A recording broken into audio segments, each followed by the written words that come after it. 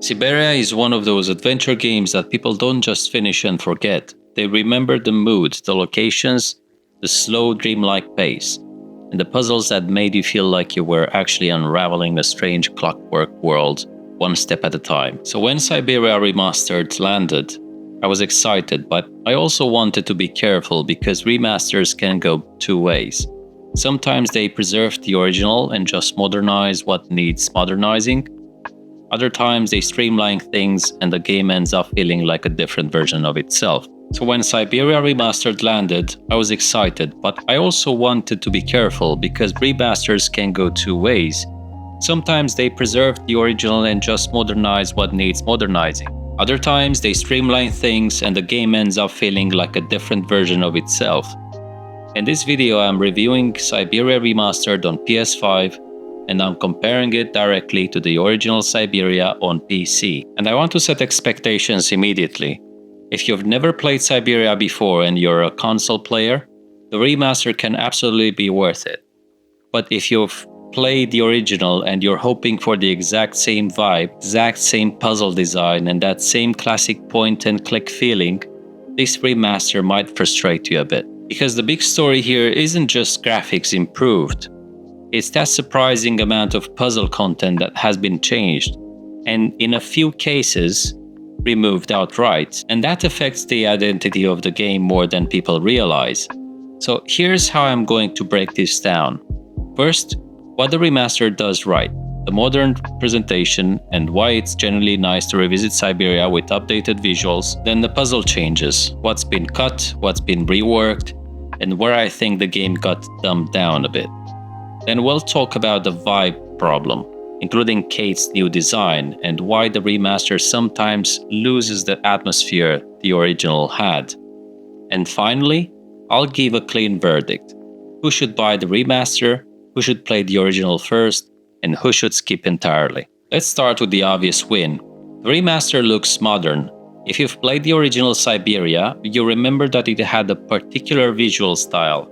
A lot of it relied on that old-school adventure game presentation, pre-rendered backgrounds, carefully framed scenes, and the kind of painterly mood that made every location feel like a frozen postcard.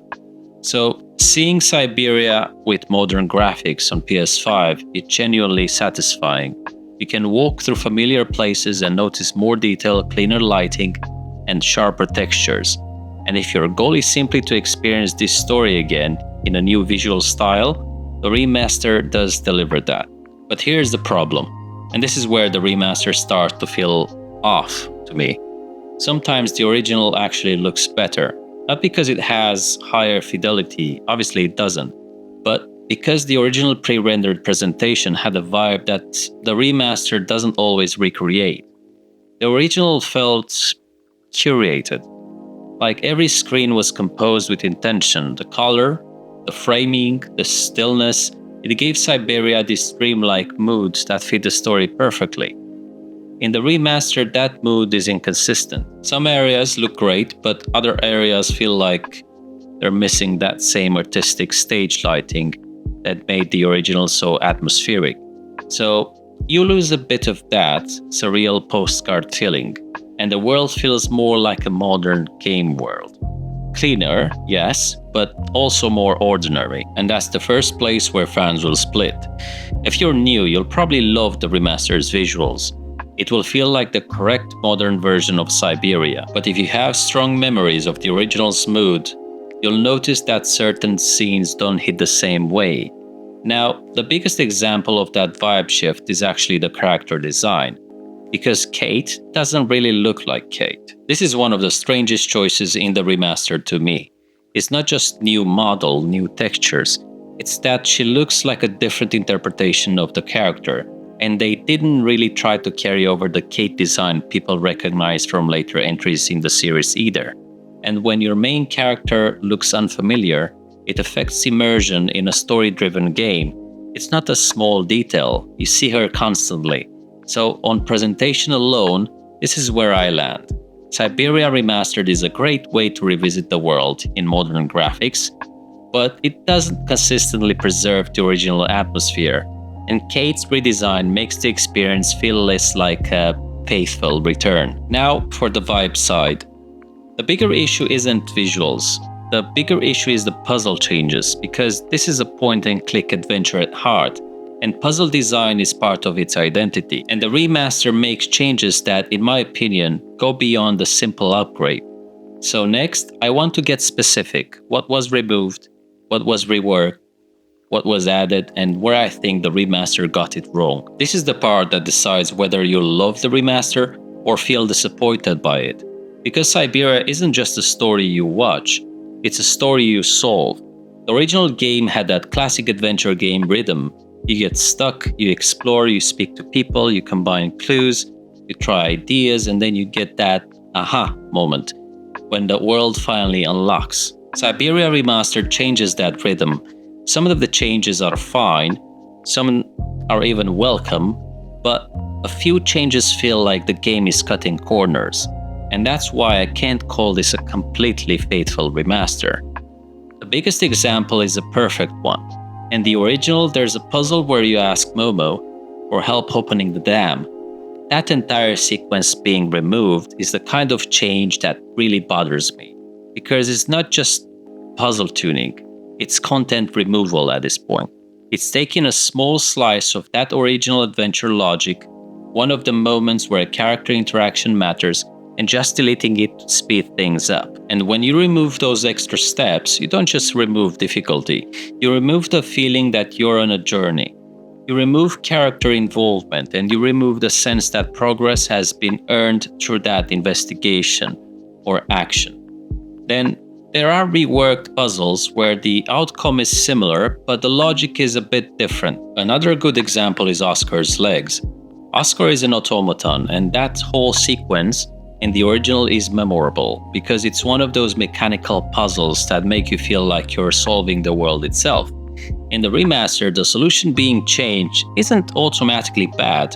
It removes some of the frustrations of going back and forth, but it does contribute to that sense that you're not playing the same game. It's like you're playing a revision. Sometimes a revision is better, but here it's a mixed bag, because when you've played the original, you notice that the puzzle identity has been altered.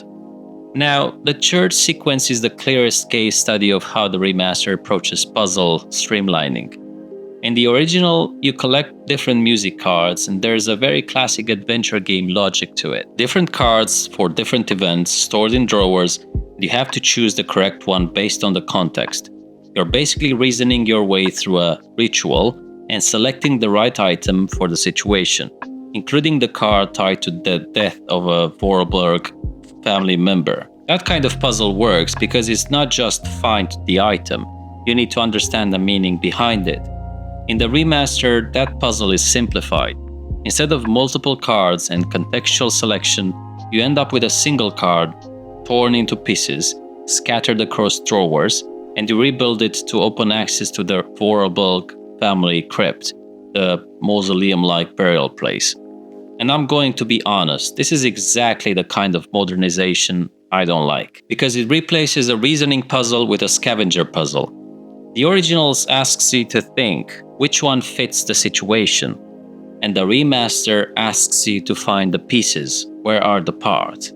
And that's not always worse in every game, but in a point-and-click classic, it changes the flavor of the entire experience. Some puzzles are also dumbed down more broadly, and the problem is that simplifying puzzles in a game like Syberia is not automatically an improvement. The puzzles are a major part of why people play it. If you reduce the friction too much, you reduce the satisfaction. Now, to be fair, some puzzles were reworked and added, and I found a few of those changes okay. That's important because it shows the remaster isn't just cutting, it's also trying to change and expand in places. But that's exactly why the remaster ends up feeling inconsistent. It's not a pure upgrade. It's a new version of the puzzle design philosophy, sometimes better for console pacing, sometimes worse for classic adventure fans. Now, puzzle design is one part of it. The other part is the practical usability and the controls. Because Syberia is a point-and-click game at its core, and your experience on PS5 is going to be very different from PC. So next, let's talk about controls, navigation clarity, and why the lack of a mouse pointer changes how readable the world feels. Now, this is where I'll give the remaster some credit, because on PS5, the updated controls do make the game more playable. Syberia at its core is a point-and-click adventure. It was designed around the mouse, a pointer, and that classic loop of scanning the screen for interactable objects, clicking hotspots, and moving between scenes with very clear "you can go there" signals. So when you bring Syberia to console, the big challenge is simple. How do you make a point-and-click game feel natural on a controller? And the remaster tries. Movement and interaction are more direct on PS5, and for someone who's never played Syberia before, this version will probably feel more approachable than trying to wrestle with a very old interface design. But this is where the remaster introduces a different problem. Sometimes it's less clear where you can walk. In the original on PC, you have a pointer does a lot of heavy lifting for you. It makes it easy to identify the edges of the screen, the paths you can take, and what parts of the environment are actually interactive. On PS5 in the remaster, without that same mouse pointer clarity, there are moments where the environment looks beautiful, yes, but the navigation logic is less readable. You can't always tell at a glance what's a walkable area and what's just decoration. And that's not a small issue in a slow-paced adventure game, because the pace is built around exploration and interaction.